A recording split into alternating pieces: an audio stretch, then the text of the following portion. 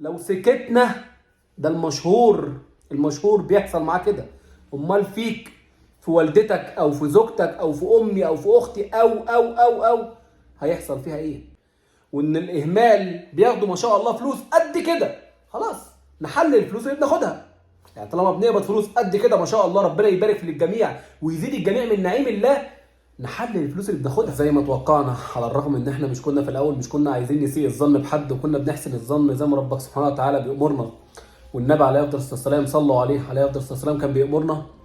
للاسف طلع في وفاه زوجة الدكتور او الشيخ عبد الله رشدي، طلعت وراها وإن مش سهله، وزي ما كان بيتردد وزي ما كان بيتقال، الواحد مش بيحب يرد الكلام من غير ما يتاكد من المعلومه، ان موت زوجة الشيخ عبد الله رشدي يا اما اهمال، يا اما ان هم قصدهم والعياذ بالله يعملوا حاجه كده، يقتلوا نفس عشان خاطر يحاربوا الدكتور عبد الله رشدي، او يوقعوه نفسيا قبل ما يدمروه نهائيا وكليا.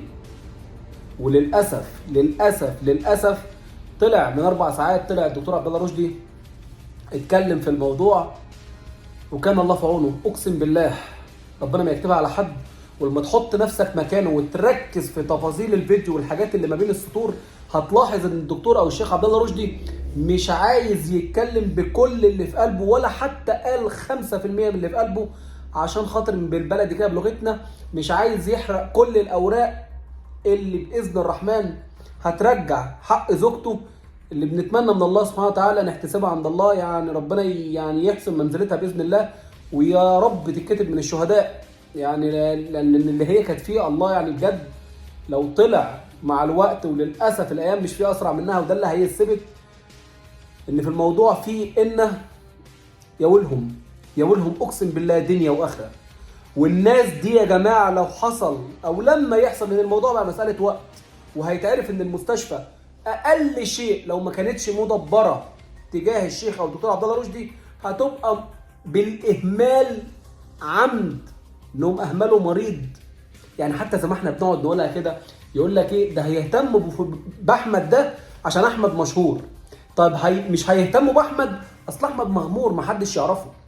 فاللي تبقى زوجة الدكتور عبد الله رشدي ومع حد ما شاء الله بالشعبيه ده او بالشعبيه دي، والعلم الغزير اللي ربنا سبحانه وتعالى مديهوله، وحب الناس اللي ربنا سبحانه وتعالى برضه زرعه في قلوب الناس من ناحيه الشيخ عبد الله رشدي، ومع ذلك يحصل معاها كده.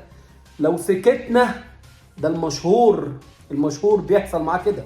امال فيك، في والدتك او في زوجتك او في امي او في اختي او هيحصل فيها ايه؟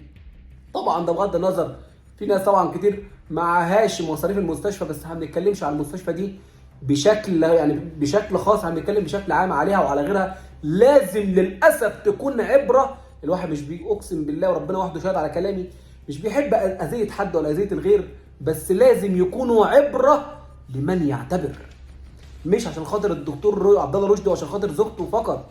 الموضوع اكبر من كده. ده لو اتسكت عليهم وسكتنا احنا عليهم، الموضوع هيتكرر يا عالم. هيجي في مين؟ حد يخصك او حد يخصني. لازم يعرفوا ان الله حق، ولازم الكل حواليهم يفوق ويعتبر، لما يعني يبقوا عبره لمن لا يعتبر.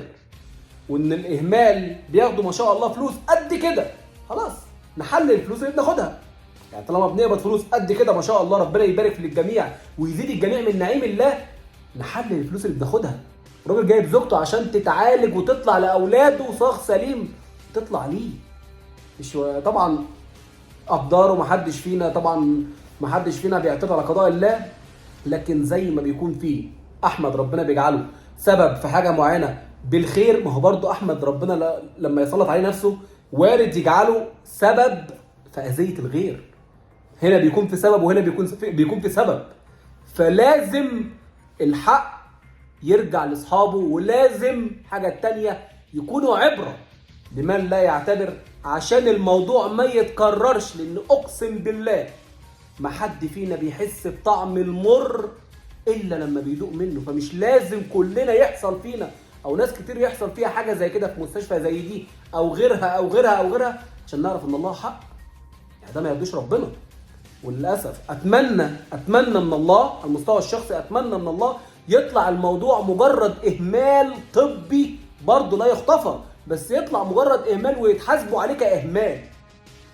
لان انا ما بحبش حتى لنفسي، ما بحبش نظريه المؤامره، ما اتمناش ان تطلع الحاجه الثانيه تطلع مؤامره كونيه معموله على الراجل زي ما كانوا طول كل فتره بيعملوا عليه حاجه. اخرها موضوع البنت القذره، مش عايز اقول الشمال، فعلا بنت قذره قذره قذره كانوا بيحاولوا يوقعوه. فاتمنى ما يبقاش من نفس المسلسل متكرر عشان يدمروا له حياته. طبعا الله يعينه على حاله، الله يعينه على حاله. زي ما قلنا في فيديو قبل كده هيتعمل من يومين، بناخد الحكمه من الموضوع ده. خلي بالنا الدنيا مش سهله، للاسف للاسف في ناس ما بتتقيش ربنا كتير مش قليلين. وفي نفس الوقت نخلي بالنا يا جماعه، دوام الحال من المحال، الدنيا ما بتدومش على حال. اهو الشيخ عبد الله رشدي من 72 ساعه كان فين، ودلوقتي الله يعينه على حاله وعلى ما بلاه في انهي اتجاه. ربنا يعينه، ربنا يصبره ويصبر اولاده ويصبر زوجته ويصبر ذويهم كلهم يا رب، ويرجع لهم باذن الله حقهم. وهيرجع باذن الله، هيرجع وهيرجع بيكم انتوا، يعني هيرجع بيكم انتوا. نشوف الهاشتاج نتفق عليه ان المستشفى دي في اقرب فرصه لازم كلهم يتحاسبوا، لازم تتقفل ويتضرب عصفورين بحجر. يرجع حق المتوفيه رحمه الله عليها، في نفس الوقت يكونوا عبره عشان ما يكرروش الموضوع ده مع حد تاني، ومحدش يتأذي. عالم هتيجي في مين تاني؟ فحسبي الله ونعم الوكيل، حسبي الله ونعم الوكيل في كل من بيغلط غلطه على عمد ممكن تكلف روح زي ما حصل كده. وربنا يصبره. وفي فيديو تاني هيتعمل باخر الاخبار واخر الاحداث المؤسفه في وفاه زوجة الشيخ عبد الله رشدي. حسبي الله ونعم الوكيل. وصل عشان غيرك يستفيد، وصلى على الحبيب.